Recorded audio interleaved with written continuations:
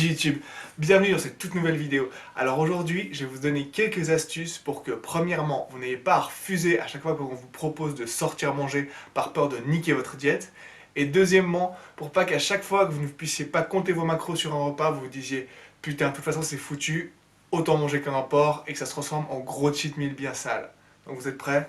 C'est parti.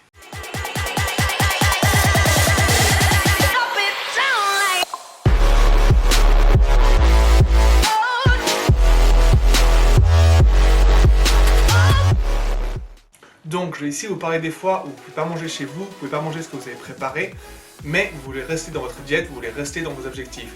Donc je ne parle pas ici de les fois où vous voulez sortir, vous faire un gros cheat meal et vous faire plaisir, parce que bien sûr il faut se faire kiffer des fois, mais là je vais vous parler du cas où vraiment vous voulez respecter votre diète, mais vous ne pouvez pas compter exactement vos macros. La plupart du temps ça sera en sèche bien sûr, parce qu'en prise de masse on se dit que si on dépasse un peu, c'est généralement moins grave. Et bon, quelques conseils donc. Premièrement, on peut se préparer entre guillemets à l'avance. Ça veut dire que si vous êtes dans un endroit où vous savez que vous allez manger beaucoup plus gras que d'habitude, bah la journée, vous pouvez manger moins de lipides que d'habitude. Même chose avec les glucides. Vous pouvez même vous préparer 2-3 jours à l'avance. Ça veut dire par exemple, si vous savez que vendredi soir, vous allez bouffer dans un endroit où vous allez manger super gras, bah à partir de mercredi, vous allez pouvoir manger un peu moins de calories, un peu moins de lipides.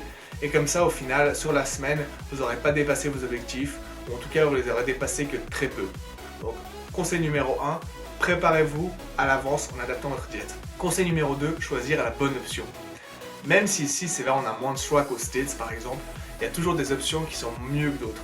Si vous voulez manger clean entre guillemets, ou en tout cas si vous voulez manger moins de calories, il y a toujours des plats que vous pouvez choisir qui vont être mieux que d'autres. Donc choisissez le bon plat. Aussi, même si ça se fait pas trop non plus ici, n'hésitez pas à demander si vous voulez par exemple un plat sans la sauce, ou sans beurre, ou sans huile, ou ce genre de choses. Vous pouvez toujours demander au serveur de modifier un plat.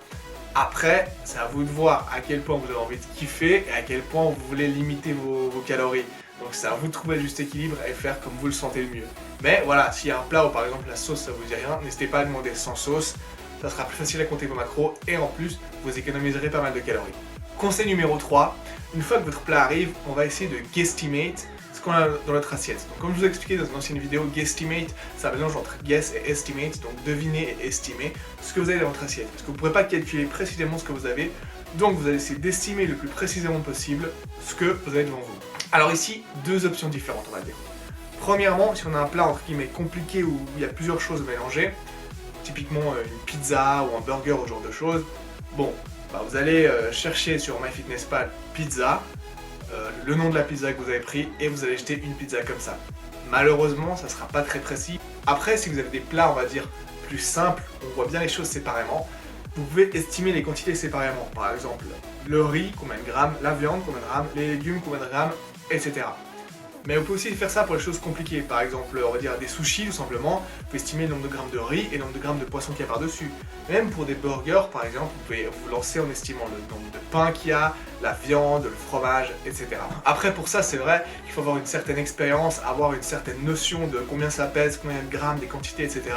Donc pour les gens qui pèsent leurs aliments depuis un certain temps, ça sera beaucoup plus facile. Si vous débutez, ça sera quand même plus dur. Donc si vous ne le sentez pas de pouvoir estimer précisément, quand je dis précisément, c'est pas parfaitement, parce que parfaitement, c'est tout simplement impossible. Mais si vous ne sentez pas de pouvoir bien estimer les choses, alors voilà, vous commandez une pizza jambon champignon, on va dire, vous cherchez sur MyFitnessPal, pizza jambon champignon et vous ajoutez ça. Le problème, c'est que la taille d'un endroit à l'autre, ça peut beaucoup changer. Entre une pizza de supermarché et de restaurant, il y a une grande différence. En fonction des marques, etc., ça change beaucoup. Si après vous le sentez, vous avez assez d'expérience pour le faire assez précisément, vous pouvez prendre une marque de pâte à pizza, estimer le poids, la sauce, le fromage, le jambon, les champignons, et pour chaque aliment, estimer le nombre de grammes qu'il y a. Je sais que ça a l'air très compliqué, mais honnêtement, ça fait quoi, 5-6 ingrédients, hein, c'est vite fait, et quand on a l'habitude, c'est plus facile à faire, et ça sera beaucoup plus précis que simplement ajouter une pizza jambon champignon.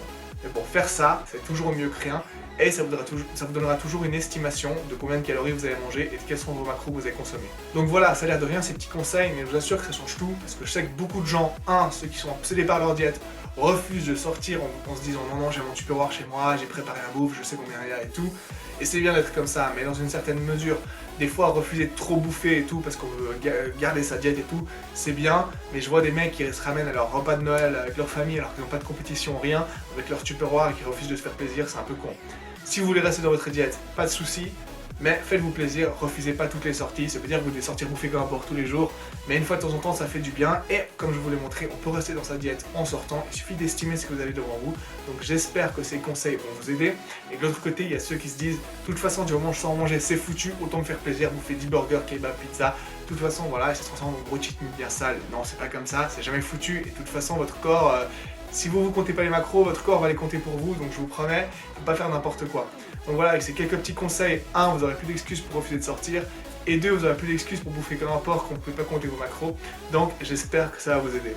Donc voilà, c'est tout pour aujourd'hui. N'hésitez pas à me suivre sur Snapchat pour ceux qui ne suivent pas encore. Justement, j'ai pas mal d'exemples de repas, notamment quand je sors.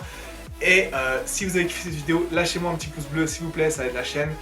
Mettez un commentaire comme d'habitude si vous avez des questions. Et surtout, si vous n'êtes pas encore abonné, abonnez-vous. Allez, je vous dis à tout bientôt pour une nouvelle vidéo. A plus.